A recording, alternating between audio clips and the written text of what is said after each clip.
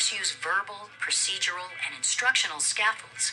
Students are enabled to produce more language and thus have access to content concepts. Skilled SIOP teachers know that English learners need opportunities to answer higher order thinking questions and to perform cognitively demanding learning tasks. The vignettes in this segment demonstrate how 3 SIOP teachers provide appropriate scaffolding and keep tasks and questions cognitively demanding.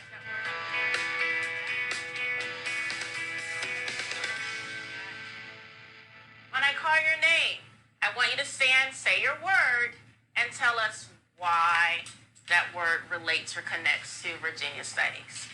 Okay? Bryce. The Eastern Shore, because the Eastern Shore is part of the coastal plain, which is part of Virginia. Okay, very good. Can you come and write that word up for us? We're going to add that. And if you don't have that, boys and girls, that's a word that you can add to your word splash. Eastern Shore. Okay? Let's get somebody from table 1. Jasmine. Bordering states. Bordering states. What can you tell us about bordering states in Virginia studies? 5 states border Virginia. Very good. How many boys and girls? 5. I'm going to challenge you. Can anybody tell me the 5 states that border Virginia? Who's ready for that challenge? The 5 states that border Virginia. Okay. Marco, help us out. Tennessee, Kentucky, North Carolina, Maryland, West Virginia. Oh, very good, Marco. He named all of them. Do you remember the sentence, guys, that we used to remember that? Let's say it together. Mustard with ketchup tastes nasty. What is that mustard for? Maryland. With West Virginia. ketchup. Kentucky. Taste. Tennessee. Nasty. North Carolina. Very good. Okay, question number 2. Can I have a volunteer to read question number 2 for us? Carolina. The Ulysses S. Grant picture doesn't belong because it's in a Civil War era. But listen to the question. I want to know, you covered a lot of information this year. Which unit was the most interesting? Which one did you like the most? Need help remembering some of them?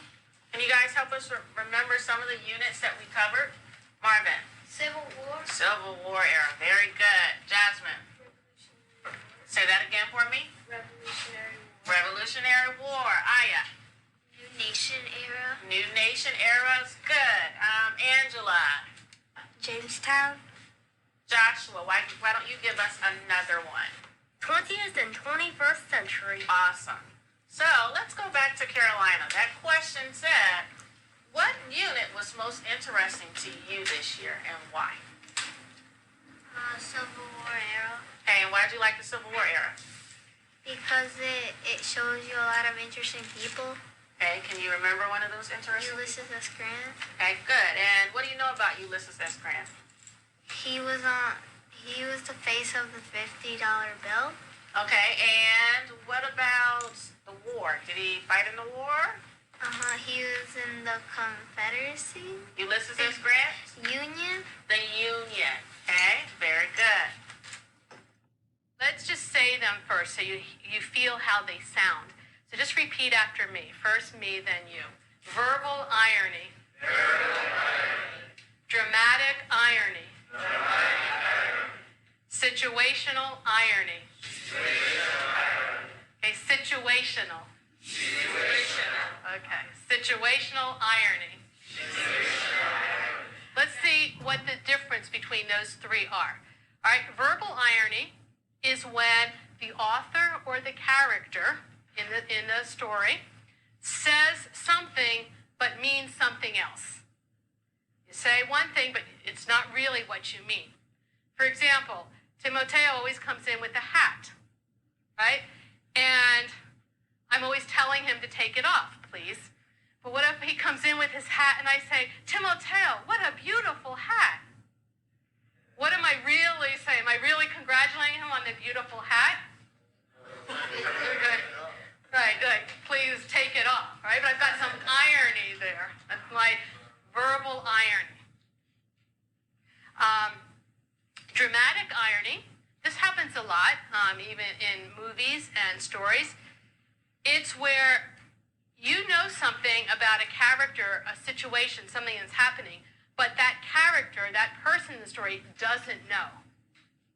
That person doesn't know. Have you ever seen a movie or read a story where you know someone's about to get into danger or something, and that person doesn't know, but the viewers know what's going to happen? Situational irony is like the pictures that we just saw. What actually happens is not what is expected to happen. So the man with the coconuts, that was situational irony. He's in a situation there with coconuts. You don't expect for him to get more coconuts. That's situational irony. Right, here's situation 1, situation 2, situation 3. What I'd like you to do is to read each situation and then draw a line next to the type of irony and put the line to the description, the story that describes that type of irony. Give you a few minutes.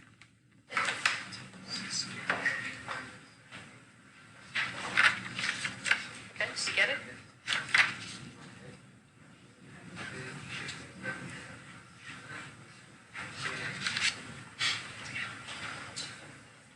All right, when you finish, I want you to compare your answers with the people at your table.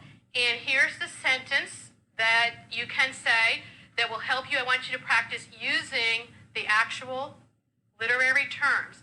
So you would say, for example, I think number 1 is blank irony, situational irony, I'm just saying it, because, and then you tell them why you think so, okay? I think number blank is, name the type of irony, and then say because, okay?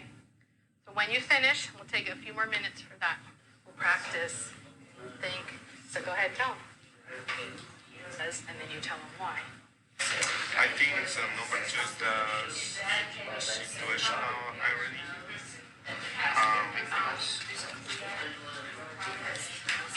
Because what actually happened is not what is expected to happen.